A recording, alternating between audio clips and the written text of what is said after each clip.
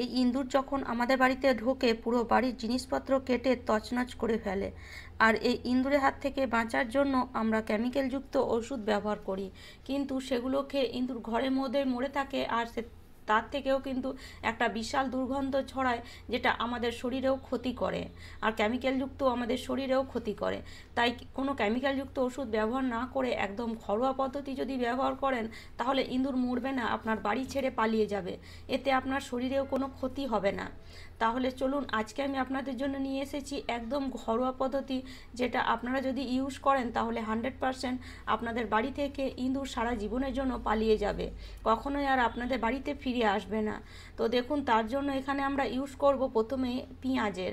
তো এখানে আমি একটা পেঁয়াজ নিয়েছি, তবে পেঁয়াজের একটা অংশ লাগবে না, শুধুমাত্র অর্ধেকটা পেঁয়াজ যদি নষ্ট হয়ে থাকে, বাড়ির মধ্যে পড়ে থাকে, তাহলে সেই পেঁয়াজটাই নিয়ে নিতে পারেন।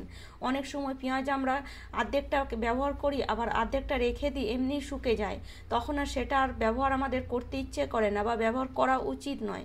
তো সেই জন্য সেই ধরনের পেঁয়াজ আপনারা নিয়ে ইঁদুর তাড়ানোর কাজে ব্যবহার করতে পারেন। তো দেখুন, এখানে আমি নিয়ে নিয়েছি আধখানা পেঁয়াজ, আর সেই আধখানা পেঁয়াজ দিয়েই আমরা কিন্তু আজকে আমাদের ইঁদুরগুলোকে ঘর থেকে বের করে দেব বা ঘর থেকে তাড়িয়ে ফেলবো। তো কি করতে হবে, পেঁয়াজটাকে প্রথমে একটা ছোট গ্রেটার দিয়ে গ্রেট করে নিতে হবে। তো এরকম একটা ছোট গ্রেটার নিয়ে নেবেন, আর এই গ্রেটারের সাহায্যে পেঁয়াজটাকে গ্রেট করে নেবেন। যদি বাড়ি থেকে ইঁদুর না মেরে তাড়াতে চান, তাহলে একটু তো আপনাদের পরিশ্রম করতেই হবে। বিনা পরিশ্রমে কিন্তু কোনো ফলই পাওয়া যায় না। সেই জন্য একটু পরিশ্রম করবেন, দেখবেন আপনার বাড়ি থেকে সব ইঁদুর একদম কিছুদিনের মধ্যেই পালিয়ে যাচ্ছে, আর কখনোই কিন্তু বাড়িতে আর ইঁদুর ঢুকছে না। তো দেখুন, পেঁয়াজটাকে এইভাবে কিন্তু গ্রেটারের সাহায্যে প্রথমে গ্রেট করে নিচ্ছি। আর এটা করতে এমন কিছুই সময় লাগে না। অনেকেই কমেন্ট করে যে এত সময় নেই, এগুলো করার জন্য একটা লোক রাখতে হবে। সেটা কখনোই নয়। কাজের মধ্যেও যদি আমরা এই টিপস করি, খুব সহজেই কিন্তু হয়ে যায়। তো দেখুন, এখানে আমি পেঁয়াজটাকে গ্রেট করে নিয়েছি, আর এইভাবে গ্রেট করে নিতে পারেন বা থ্যাতও করে নিতে পারেন, তবে আমি বলবো গ্রেট করে নিলেই ভালো হয়। তো চলুন, এবার এই পেঁয়াজের সঙ্গে আরও কিছু জিনিস মেশাবো, যার কারণে আমাদের বাড়ি থেকে ইঁদুর পালিয়ে যাবে। তো এরকম কলা তো আমাদের বাড়িতে থাকেই।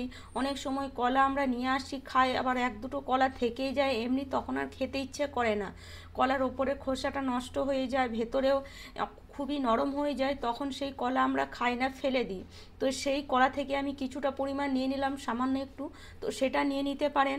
আর যদি কলা না থাকে, তাহলে দেওয়ার প্রয়োজন নেই, অন্য কোনো জিনিস, কোনো সবজি এখানে দিয়ে দিতে পারেন, বা এখানে রুটি বা বিস্কুট সেগুলোও দিয়ে দিতে পারেন। তো এবার এই কলার উপরে আমি দিয়ে দিলাম হাফ চামচ পরিমাণ ডিটারজেন্ট পাউডার আর হাফ চামচ পরিমাণ খাবার সোডা। এই খাবার সোডা আর ডিটারজেন্ট পাউডার ইঁদুর কখনোই খেয়ে কিন্তু সহ্য করতে পারবে না। তো এটা কলার সাথে বা পেঁয়াজের সাথে ভালো করে মিশিয়ে নিলাম।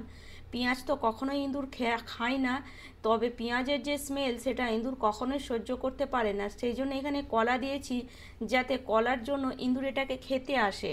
কলা বা যে কোনো ফল খেতে ইঁদুর খুবই ভালোবাসে।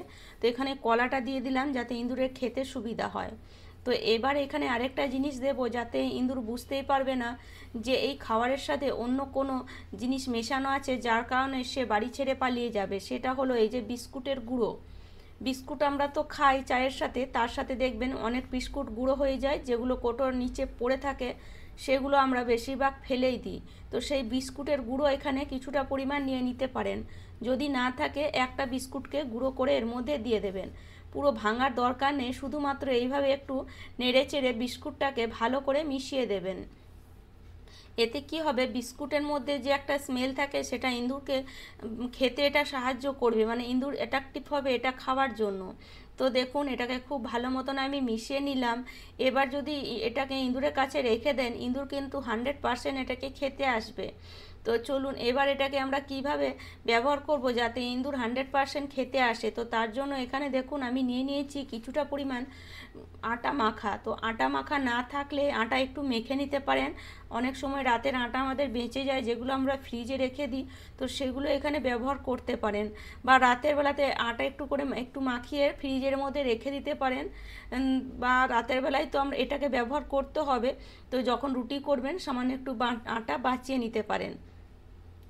তো এবার আটাটাকে এইভাবে একটু চওড়া করে নেবেন। তারপরে এই যে আমরা রেমেডিটা বানালাম সেটা আটার উপরে এইভাবে দিয়ে দেবেন। এতে কি হবে, ইঁদুর এটাকে দেখে কিন্তু দৌড়ে খেতে আসবে, কেননা এর মধ্যে আমরা তিনটে যে জিনিস ব্যবহার করেছি সেটা কিন্তু ইঁদুরের খুবই প্রিয়।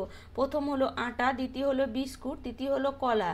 এই তিনটে জিনিস যখন ইঁদুরের নাকে যাবে তখন ইঁদুর নিশ্চয়ই এটাকে খেতে আসবে। আর বাকি যে তিনটে জিনিস এখানে আমরা ব্যবহার করেছি সেই তিনটে জিনিসের জন্য ইঁদুর কিন্তু আমাদের ঘর ছেড়ে পালিয়ে যাবে। যেমন ধরুন পেঁয়াজের রস বা পেঁয়াজের যে গন্ধ সেটা, আর তার সাথে সাথে বেকিং পাউডার, ডিটারজেন্ট পাউডার, সেটা কখনোই কিন্তু ইঁদুর খেয়ে সহ্য করতে পারবে না। তো এই জিনিসগুলো যখনই খাবে ইঁদুরের পেটে কিন্তু একটা গড়বড় শুরু হবে বা ইঁদুরের নিঃশ্বাস নিতে হয়তো কষ্ট হবে। তখন কিন্তু ইঁদুর জল খাওয়ার জন্য এদিকে সেদিকে ঘুরে বেড়াবে, এদিকে সেদিকে ছুটে বেড়াবে।